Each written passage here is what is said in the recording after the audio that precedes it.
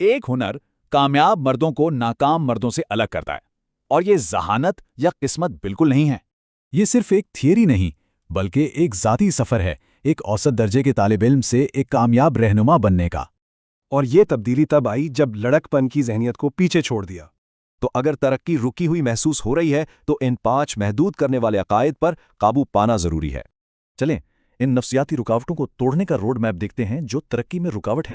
پہلا عقیدہ، اپنی قابلیت پر کم یقین رکھنا۔ یہی وہ سوچ ہے جو چیلنجز سے بھاگنے پر مجبور کرتی ہے۔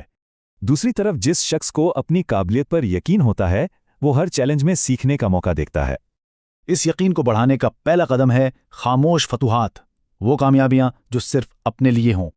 اکثر لوگ اپنے کام کو دوسروں کی محبت اور تعریف سے جوڑ دیتے ہیں۔ جیسے ہی تعریف ملی کام رک گیا۔ دوسرا طریقہ ہے کسی معتبر شخص کی تعریف، جیسے استاد یا والد۔ یہ خود اعتمادی کو ہمیشہ کے لیے بدل سکتی ہے۔ اب آتے ہیں دوسرے عقیدے پر، سیکھی ہوئی بے بسی، یعنی جب ماضی کی ناکامی حال میں کوشش کرنے سے روک دے۔ مارٹن سیلیگمین کا مشہور تجربہ یہی دکھاتا ہے۔ کتوں کے ایک گروپ نے بار بار ناکامی کے بعد بچنے کی کوشش ہی چھوڑ دی۔ اس سے نکلنے کا راستہ ہے ویراگیا، یعنی لا تعلقی۔ جیسا کہ کرشنا نے ارجن کو سکھایا، کام کرو، پھل کی فکر نہ کرو۔ مطلب اپنے کام کو نتیجے کی خواہش سے الگ کر دیں اور اپنے فرض یعنی دھرم کے مطابق عمل کریں۔